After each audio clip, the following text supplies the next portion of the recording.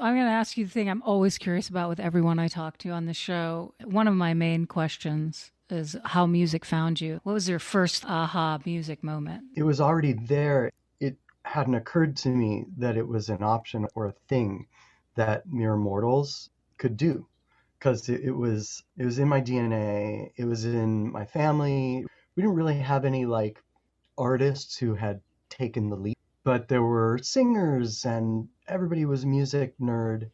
And there were some theater people on the cousin side of things, but it was a fairly conservative, not politically, but just culturally, Midwestern Jewish family. And they were patrons of the arts, but you didn't take that risk. You became a teacher, a stockbroker, or a doctor or lawyer. But if you play those odds enough, and there are enough music and art lovers in the family, you're bound to get an artist at some point. And it was always about music for me since memory, since the radio, singing along with my mom in the car, dancing around to Little Richard in like our tidy whities with my dad from a very young age.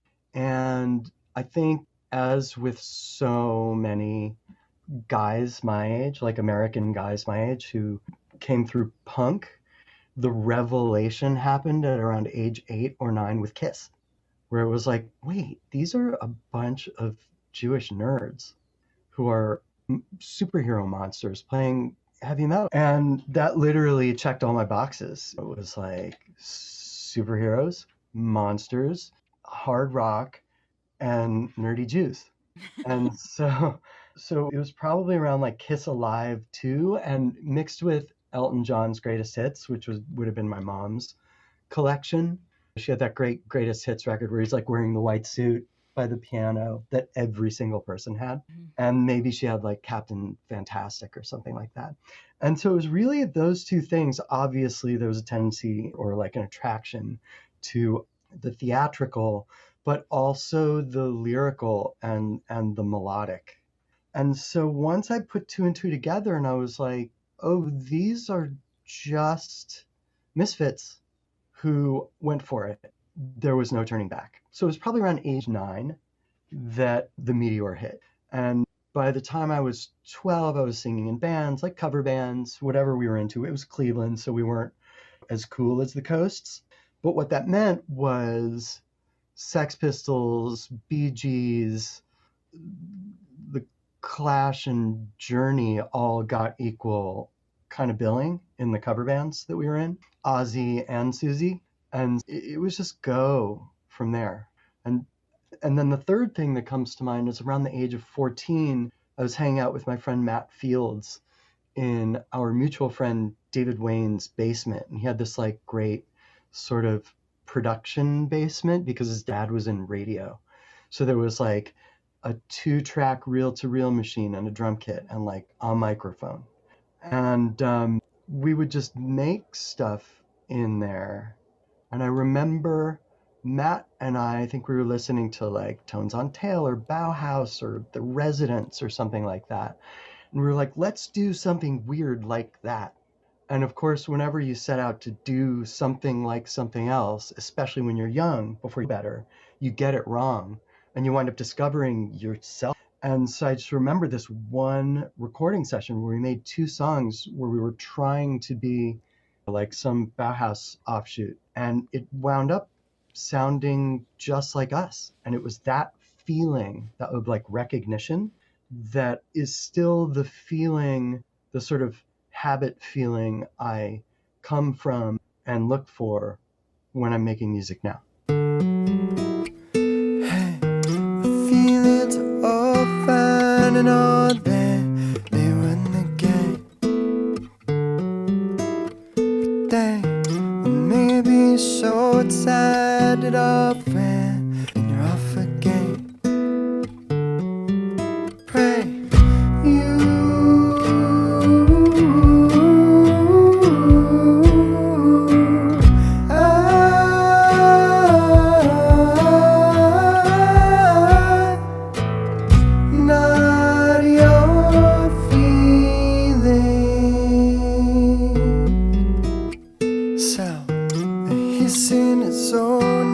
natural man is what we do. But go, a kick in the door that some old friend just walks right through. No.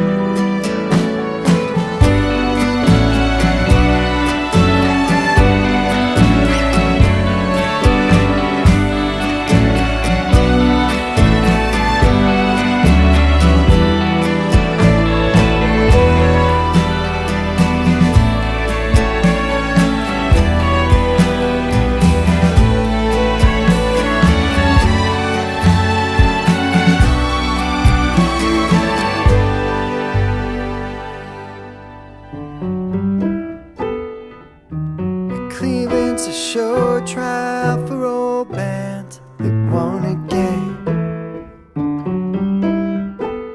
A pissing with shortstop, some old frames, and buildings filled with medicine. Pray